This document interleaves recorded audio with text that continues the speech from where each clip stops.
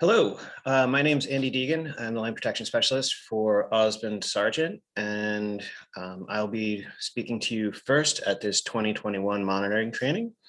I'm going to basically go over the basics of the organization and what we do and how we do it. And then I'm going to pass it along to Anne, who's going to tell you all about really why we're here, which is to learn how to monitor our properties. So let's see. So Ausbon Sargent is a land trust. So we're a 501c3 organization, and our mission is to preserve and protect the rural character in the Kearsarge-Ragged Lake Sunapee region. And we do this several ways. We do it with land conservation, and we are looking to increase the amount of conservation land in our area through various methods. Once we conserve that land, we have an obligation to steward that land forever. We need to monitor our easements and enforce our easements, and we need to make sure that our fee-owned properties are taken care of. We also reach out to the community. We do some workshops, we do hikes and things like that. You'll see that if you go to our website, you can see that the hikes that we have upcoming for this summer, which will be a lot of fun. And we need to have organizational integrity, meaning that we have strong leadership, we have a volunteer board, and management.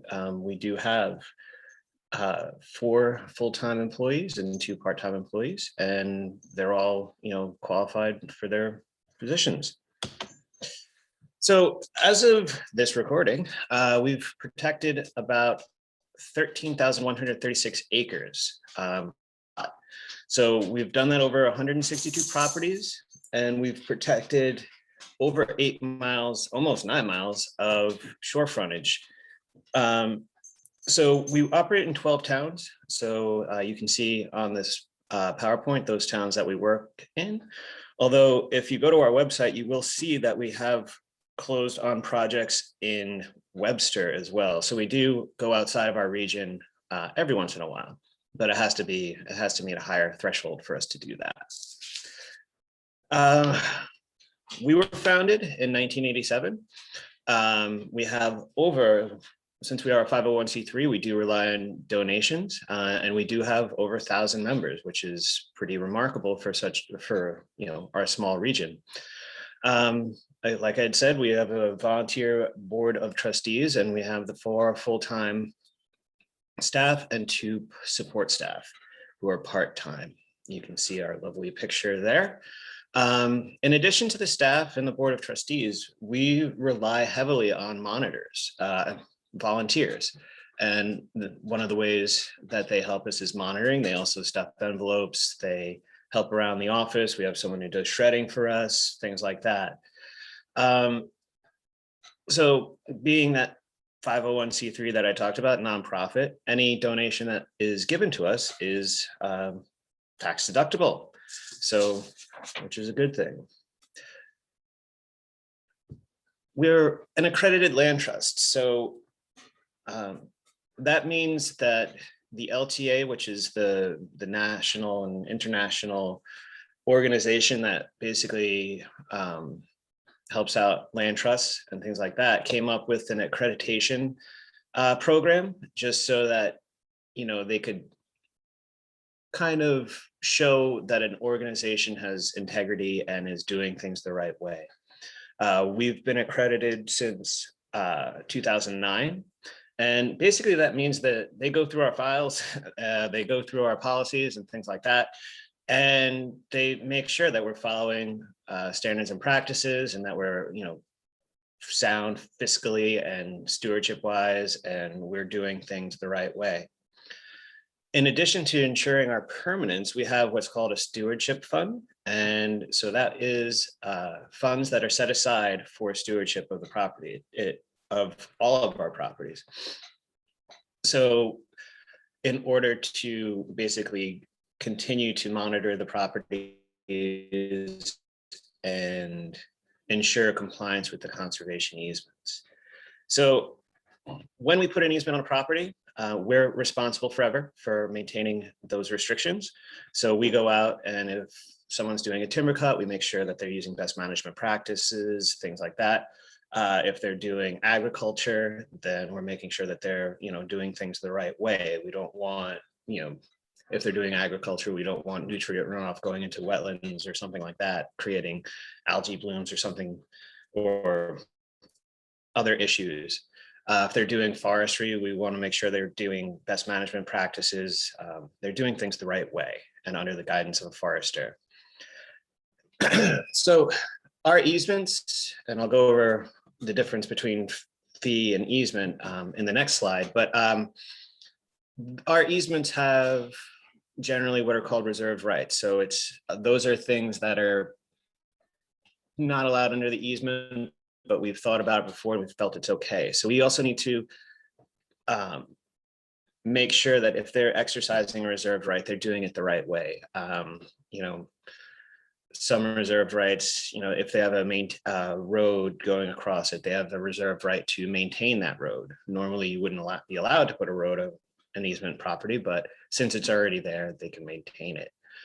And we have to monitor annually the easements. If we don't monitor, that's when issues can occur for several reasons that Anne will go over. So we have to do that annually, or else, we could lose our 501c3 status, or we could not be accredited anymore, which would not be a good thing. So the last slide. So like I said, I was going to go over the difference between a conservation easement and fee ownership. So if you own your house that you live in, that would be considered fee ownership. You own the property and the land. So the difference with the conservation easement is someone else owns the land, but Ausbon Sargent has certain rights in that property. So you think of an easement for utilities. Okay, the utility company has the right to run their lines over or under the property, depending on the language of the easement. So with our conservation easements, we have several different things that are requirements. Usually, they basically talk about like forestry language. The big thing is basically the land can't be developed. So instead of having a subdivision on the property, it's always going to be open space. The easements must have a public benefit. And this is where things get a little challenging at times, because everyone thinks that, well, public benefit means public access, and that's not necessarily true. There needs to be some sort of protection. Maybe it's watershed. A stream goes through the property, as valuable wildlife habitat. It's a scenic view. As you're driving along the road, you're seeing woods instead of homes or something like that. Those are all public benefits. And that's what we look for when we're putting an easement on a property. If there's no public benefit, we're not going to do it. It wouldn't be a valid IRS easement.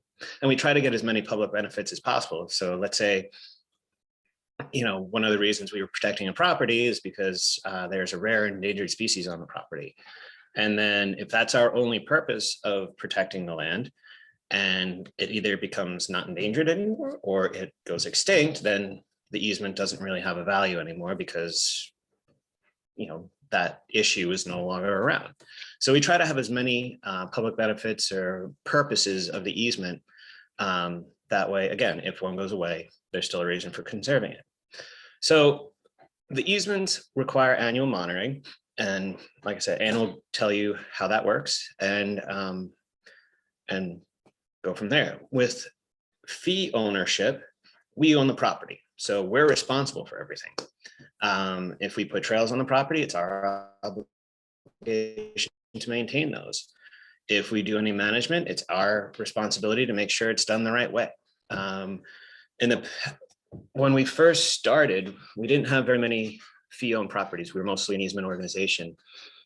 In the last maybe year and 3 months or so, that most of the projects we've closed on have been fee projects, and they've been pretty sizable projects. 201 acres in Wilmette, 232 acres in Andover, the Messer Farm in New London are all fee ownership, and we own those.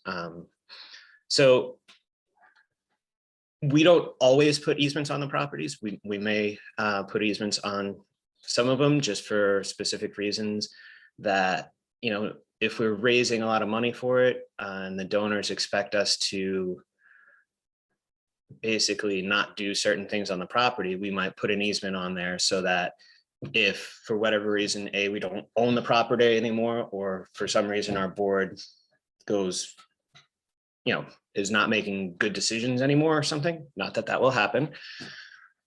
We have someone looking over our shoulder, making sure we're doing the right thing. With the fee-owned properties, because we're responsible for if someone dumps on it or something like that, we visit those properties more often, usually seasonally excluding winter.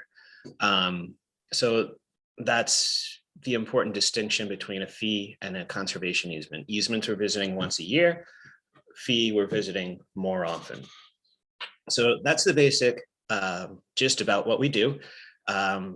We have been doing it for many years and we're hoping to do it for many more. So right now I'm going to turn the presentation over to Anne, and she's going to go over basically monitoring.